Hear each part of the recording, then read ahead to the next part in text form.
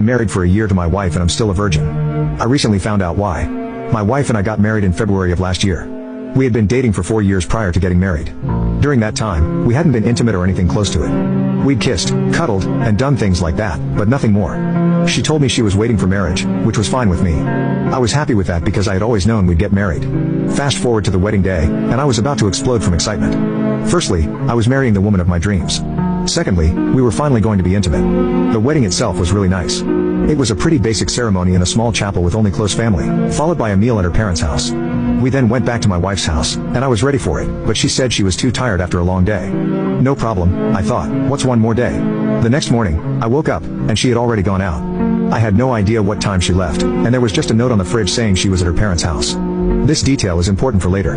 That was almost a year ago.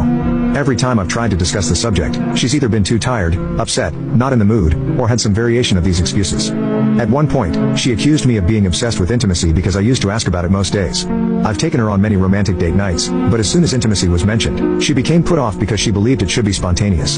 So I tried spontaneously engaging, but she accused me of attempting to force her if she didn't give consent beforehand. I was so confused, to say the least. Over the years, I had grown closer to one of her friends, and we went out for coffee one week. After some chit-chatting, she asked how the bedroom life was going. When I confessed that we had never done anything, she was really shocked. I thought, who wouldn't be shocked about a married couple where they were both still virgins? But no, she was shocked because her friend, my wife, had been incredibly promiscuous before she met me. According to the friend, she used to have all sorts of intimate experiences with various people. She estimated at least 14 lovers that she knew about. This left me even more confused.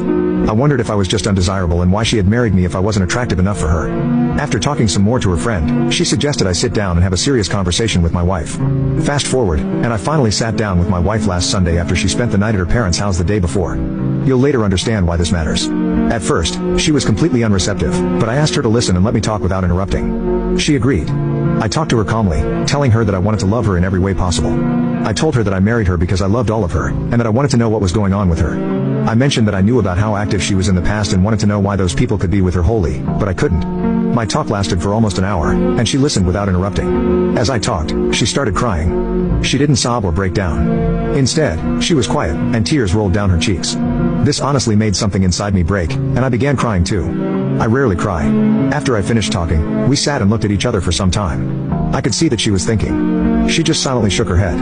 At that moment, things nearly fell apart, and I asked if she wanted me to contact a solicitor on Monday to begin divorce proceedings. She fully broke down then. She cried so hard, sobbing, that she ended up as a ball on the floor. This shocked me. I had never seen her like that before. I don't remember doing it, but I ended up on the floor cuddling her while she cried. And then the dam broke. That's when she finally confessed something that broke my heart.